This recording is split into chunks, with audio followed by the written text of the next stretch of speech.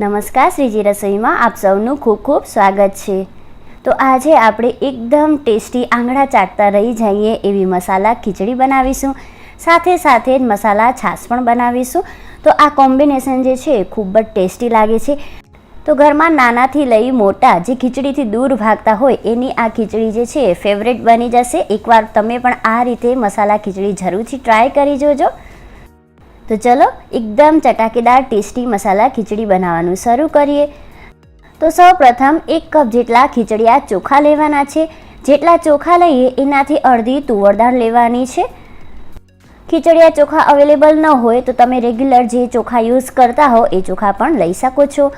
દાળ ચોખા કરતાં અડધી લેવાની છે। હવે અહીં જો તમને મગની દાળ લેવી હોય, તુવર દાળ અને મગ દાળ બંને પાપા કપ લેવી હોય તો એ પણ તમે લઈ શકો છો। તો 2 થી 3 વખત સરસ પાણીથી વોશ કરી લેવાનું છે। તો દાળ અને ચોખાને ખીચડી માટે પલાળવું ખૂબ જ જરૂરી છે। હંમેશા ખીચડી બનાવતા સમયે દાળ ચોખાની જે છે એ અડધી ખણ કલાક માટે પલાળી મૂકવાના। તો 1 કપ દાળ ચોખાનું મિશ્રણ છે એની સામે આપણે 3 કપ જેટલું પાણી ઉમેરીશું। જો તમને એકદમ લસમસતી ખીચડી બનાવવી ગમતી હોય તો તમે 3 કપની જગ્યાએ 4 કપ પાણીનો પણ ઉપયોગ કરી શકો છો। તો કવર કરીને 30 મિનિટ જેવું દાળ ચોખાને સરસ પલળવા દેવાનું। તો 30 મિનિટ પછી તમે જોઈ શકો છો દાળ ચોખા એકદમ સરસ પલળી ગયા છે। હવે આપણે જે આ પાણી ઉમેર્યું એ પાણીને અત્યારે અલગ નિતારી લઈશું। આ પાણીને ફેંકવાનું નથી, બધા જ પોષક તત્વો જળવાઈ રહે માટે આપણે આ જ પાણીનો ખીચડીમાં ઉપયોગ કરીશું। અને દાળ ચોખાને આ રીતે ઘેણા ઉપર ટ્રાન્સફર કરી લેવાનું છે। તો હવે આપણે ખીચડી બનાવવાનું શરૂ કરીએ। તો સૌપ્રથમ પ્રેશર કુકરમાં 3 ચમચી જેટલું તેલ લેવાનું છે। તેલનું પ્રમાણ તમને આનાથી ઓછું રાખવું હોય તો તમે ઓછું પણ રાખી શકો છો। હળવું તેલ ગરમ થાય એટલે 1 તમાલપત્ર, 1 સૂકું લાલ મરચું, નાનો તજનો કટકો, 3 જેટલા લવિંગ, 4 થી 5 જેટલા મરી ઉમેરીશું। તો બહુ ગરમ તેલમાં ખડા મસાલા નહીં ઉમેરવાના, હળવું ગરમ તેલ થાય એટલે મસાલા જે છે ખડા મસાલા ઉમેરી દેવાના। બહુ ગરમ તેલમાં ખડા મસાલા ઉમેરીએ તો મસાલા ઉમેરતાની સાથે જ ફૂટવાના ચાલુ થઈ જાય છે। હળવી એવી મસાલાની સુગંધ આવે એટલે 8 થી 10 મીઠા લીમડાના પાન, 2 ટેબલસ્પૂન જેટલી આદુ અને લસણની પેસ્ટ ઉમેરવાની છે। ડુંગળી લસણ ન ખાતા હો તો ડુંગળી લસણને તમે સ્કીપ કરી મૂકો। 1 ટેબલસ્પૂન જેટલી રાઈ અને 1 ટેબલસ્પૂન જેટલું જીરું ઉમેરવાનું। 1 ટીસ્પૂન જેટલી હિંગ પણ ઉમેરી દઈશું। તો બધાને સરસ સાંતળી લેવાનું। હળવી એવી લસણની સુગંધ આવે એટલે અડધા કપ જેટલા રફ ચોપ કરેલા કાંદા ઉમેરીશું। ડુંગળી ન ખાતા હો એની જગ્યાએ કેપ્સિકમ ઉમેરવું હોય તો તમે કેપ્સિકમ પણ ઉમેરી શકો છો। ત્યારબાદ અડધા કપ જેટલા રફ ચોપ કરેલા ટામેટાં ઉમેરી દઈશું અને અડધા કપ જેટલા લીલા વટાણા। વટાણાની જગ્યાએ તમને તુવેરના દાણા ઉમેરવા હોય તો તમે તુવેરના દાણા, વટાણા અને તુવેરના દાણા બંને પણ ઉમેરી શકો છો। ઝીણા સુધારેલા લીલા મરચાં અને 1 મધ્યમ આકારનો બટાકો છાલ સાથે લીધેલો છે, છાલ કાઢીને લેવો હોય તો એમ પણ લઈ શકાય। 2 ચમચી જેટલા શીંગા, એકદમ નટી સ્વાદ આવે છે શીંગાનો ખીચડીમાં। 1 ટેબલસ્પૂન જેટલી કસૂરી મેથીને હાથ વડે ક્રશ કરીને ઉમેરી દઈશું।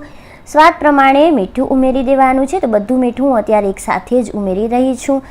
તો બધાને સરસ મિલાવી અને શેકી લેવાનું છે। જો તમને આજની આ રેસીપી ગમે તો વિડીયોને લાઈક જરૂરથી કરજો। હજી સુધી ચેનલને સબસ્ક્રાઈબ ન કર્યું હોય તો ચેનલને સબસ્ક્રાઈબ પણ કરજો। તો હવે મસાલામાં 1 ટેબલસ્પૂન જેટલું ધાણા જીરું પાવડર, કેટલું તીખું ખાવું છે એ પ્રમાણે લાલ મરચું પાવડર ઉમેરવાનું। 1 ટીસ્પૂન જેટલો હળદર પાવડર ઉમેરી દઈશું। ગરમ મસાલો નથી ઉમેર્યો કારણ કે ખડા મસાલા ઉમેર્યા છે। જો તમે ખડા મસાલા ન ઉમેરો તો 1 ટીસ્પૂન જેટલો ગરમ મસાલો પણ ઉમેરી દેવાનો। તો બધાને સરસ મિક્સ કરી અને હળવી એવી મસાલાની સુગંધ આવે ત્યાં સુધી સાંતળી લેવાનું। તો મસાલા બળી ન જાય માટે આપણે જે પાણી અલગ રાખ્યું હતું ખીચડીમાંથી નિતારીને એ પાણી 2 ચમચી જેટલું ઉમેરી દઈશું, અધરવાઇઝ મસાલા જે છે એ તળિયે ચોંટવાના શરૂ થઈ જશે। મસાલાની સરસ સુગંધ આવે એટલે દાળ ચોખાનું પલાળેલું જે આપણે મિશ્રણ રાખ્યું હતું અલગ એ ઉમેરી દઈશું। તો આ રીતે દાળ ચોખાને પ્રથમ સાંતળી લેવાના શાક અને મસાલા સાથે, જેથી કરીને આપણી ખીચડી જે છે એકદમ ટેસ્ટી બને। તો 1 મિનિટ જેવું મસાલા સાથે સાંતળી લેવાનું છે। 2 ચમચી જેટલી ઝીણી સુધારેલી કોથમીર ઉમેરી દઈશું। અને 2 ટેબલસ્પૂન જેટલું ઘી ઉમેરી દેવાનું. ઘી વગર ખીચડીની કલ્પના પણ ન કરી શકાય. બહુ સરસ ફ્લેવર અને ટેસ્ટ આવે છે, ખાસ ઉમેરજો. બધું સરસ રીતે મિલાવી લેવાનું અને જે આપણે ખીચડીની પાણી નિતારીને મૂક્યું હતું એ પાણી પણ આપણે આમાં ઉમેરી દઈશું. હજી ઢીલી ખીચડી કરવી હોય તો થોડુંક પાણી જે છે એ વધારે ઉમેરી શકાય.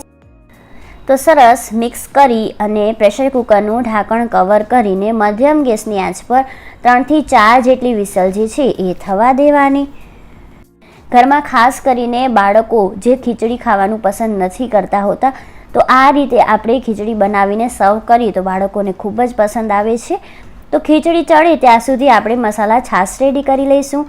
2 કપ જેટલું દહીં લીધેલું છે. 1 ટીસ્પૂન જેટલું ધાણા જીરું પાવડર ઉમેરીશું. 1 ટીસ્પૂન જેટલો આમચૂર પાવડર. જો બહુ ખાટું દહીં હોય તો આમચૂર પાવડર નહીં ઉમેરતા, સ્કીપ કરી દેજો.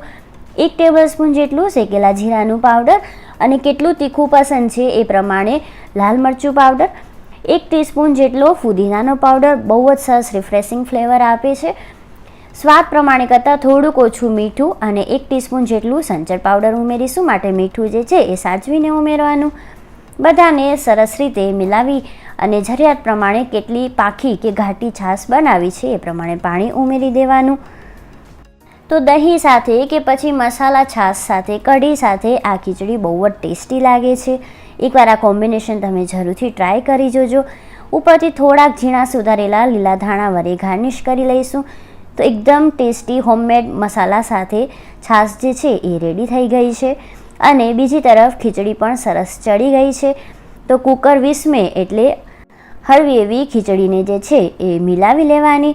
તો એકદમ ચટાકેદાર, વારંવાર બનાવવાનું મન થાય એવી ટેસ્ટી ખીચડી તૈયાર છે. આશા રાખું છું તમને આજની આ રેસીપી પસંદ આવી હશે, ઉપયોગી લાગી હશે. ફરી મળીશું એક નવી રેસીપી સાથે. ત્યાં સુધી આવજો.